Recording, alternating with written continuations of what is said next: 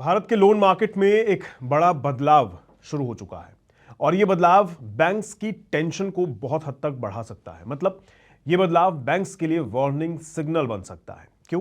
क्योंकि अब retail loan market में ट्रेडिशनल बैंक्स की पकड़ धीरे धीरे कमजोर पड़ रही है और उनकी जगह तेजी से कब्जा कर रहे हैं एनबीएफसीज यानी नॉन बैंकिंग फाइनेंशियल कंपनीज। अब सवाल यह है कि आखिर एनबीएफसीज अचानक इतने पावरफुल कैसे हो गए? लोग बैंक्स छोड़कर इनके पास क्यों जा रहे हैं? और क्या ये बदलाव फ्यूचर में बैंकिंग सेक्टर के लिए बड़ा खतरा बन सकता है? तो आज इस पूरे मुद्दे को आसान भाषा में समझने की कोशिश करते हैं। सबसे पहले समझते हैं कि आखिर हुआ क्या है। दरअसल एनबीएफसीज यानी नॉन बैंकिंग फाइनेंशियल कंपनीज जैसे कि Bajaj finance, Muthoot finance, Shriram finance, ऐसे कई एनबीएफसीज हैं जो लोन देती हैं लेकिन बैंक नहीं होती हैं। और खबर यह है कि इन एनबीएफसीज ने लोन बांटने में बैंक्स को पीछे छोड़ दिया है। नंबर्स में अगर देखें तो फाइनेंशियल ईयर 2025 में टोटल बैंक लेंडिंग करीब 18.1 लाख करोड़ थी, जो FY24 में 27.5 लाख करोड़ थी। यानी यहां मामला घटता हुआ दिखाई दे रहा है। जबकि अगर एनबीएफसीज की बात करें तो FY25 के अंत तक एनबीएफसी सेक्टर का लोन बुक 48.39 लाख करोड़ पहुंच गया है, जो FY24 में 40.53 लाख करोड़ था।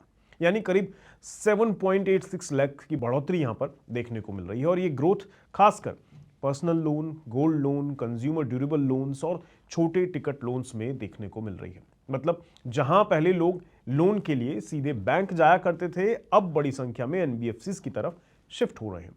और इसकी सबसे बड़ी वजह क्या है? इसकी सबसे बड़ी वजह है स्पीड और कन्वीनियंस। देखिए, ट्रेडिशनल बैंक्स में लोन लेने के लिए डॉक्यूमेंटेशन ज्यादा होते हैं, अप्रूवल्स प्रोसेस भी लंबा होता है और कई बार क्रेडिट स्कोर थोड़ा खराब हो जाए तो लोन मिलना भी मुश्किल हो जाता है। लेकिन एनबीएफसीज ने इस गेम को बदल दिया है। एनबीएफसीज और फिनटेक कंपनीज ने डिजिटल टेक्नोलॉजी का इस्तेमाल करके लोन प्रोसेस को काफी आसान बना दिया है।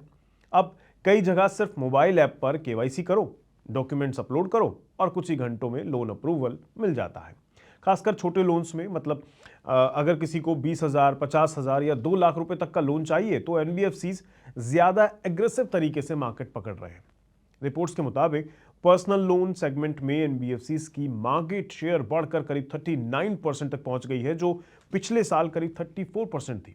यानी सिर्फ एक साल में बड़ा जंप आ गया है। और छोटे टिकट लोन्स में तो डोमिनेंस और भी ज्यादा है। 3 लाख तक के लोन्स इन पोर्टफोलियो वॉल्यूम का करीब 94% हिस्सा एनबीएफसीज के पास है। अब सोचिए, इतना बड़ा शिफ्ट आखिर क्यों हो रहा है? क्योंकि बैंक्स ट्रेडिशनली बड़े और सिक्योर्ड लोन पर ज्यादा फोकस करते हैं, जबकि एनबीएफसीज उन कस्टमर्स तक पहुंच बना रहे हैं जिन्हें बैंक्स अक्सर रिस्की समझकर इग्नोर कर देते हैं। जैसे छोटे शहरों के बोरोअर्स हैं, फर्स्ट टाइम बोरोअर्स हैं, लो इनकम कस्टमर्स हैं और इनफॉर्मल इनकम वाले लोग हैं।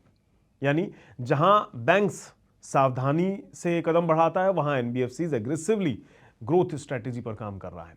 और सिर्फ पर्सनल लोन ही नहीं, कंज्यूमर ड्यूरेबल लोन्स यानी TV, mobile, fridge, electronic finance में भी एनबीएफसी का मार्केट शेयर काफी तेजी से बढ़ रहा है। मतलब इसमें भी उनकी पकड़ मजबूत हो रही जा रही है। इसके नंबर्स अगर आप देखें ना, तो इस सेगमेंट में एनबीएफसीज की सोर्सिंग मार्केट शेयर 79% से बढ़कर 86% तक पहुंच गई है। मतलब अगर कोई ईएमआई पर स्मार्टफोन या कोई अप्लायंसेस खरीद रहा है तो चांसेस हैं कि उसके पीछे फाइनेंसिंग किसी एनबीएफसीज की हो। अब आते हैं एक और इंटरेस्टिंग सेगमेंट पर, यानी गोल्ड लोन वाले सेगमेंट पर।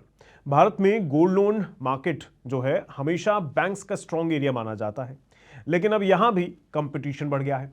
एनबीएफसीज ने गोल्ड लोन मार्केट में अपनी हिस्सेदारी बढ़ाकर करीब 40% तक पहुंचा दी है। और ये ग्रोथ पब्लिक सेक्टर बैंक्स की हिस्सेदारी घटने की कीमत पर आई है। मतलब साफ है, कंपटीशन तेज होता जा रहा है। लेकिन यहां एक बड़ा सवाल भी है, क्या इतनी तेज लैंडिंग फ्यूचर में रिस्क बन सकती है? क्योंकि कई एनबीएफसीज अनसिक्योर्ड लोन यानी बिना कोलेटरल वाले लोन्स पर काफी एग्रेसिव है। और अगर इकोनॉमी में स्लो डाउन आता है, जॉब्स प्रभावित होती हैं या रीपेमेंट प्रेशर बढ़ा, तो डिफॉल्ट रिस्क भी बढ़ सकता है ना। यही वजह है कि आरबीआई पिछले कुछ टाइम से अनसिक्योर्ड लैंडिंग्स पर नजर बनाए हुए है। हालांकि दूसरी तरफ सपोर्टर्स का कहना है कि एनबीएफसीज फाइनेंशियल इंक्लूजन बढ़ा रहे हैं, यानी वो लोगों तक क्रेडिट पहुंचा रहे हैं जहां बैंक्स नहीं पहुंच पा रहे। तो इसमें गलत क्या है?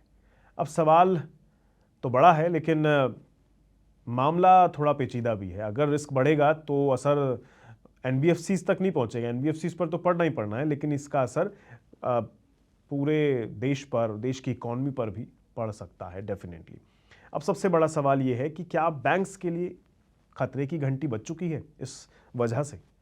अभी पूरी तरह तो नहीं, क्योंकि बैंक्स के पास चीप डिपॉजिट्स, ट्रस्ट और लार्ज बैलेंस शीट का बड़ा एडवांटेज मौजूद है।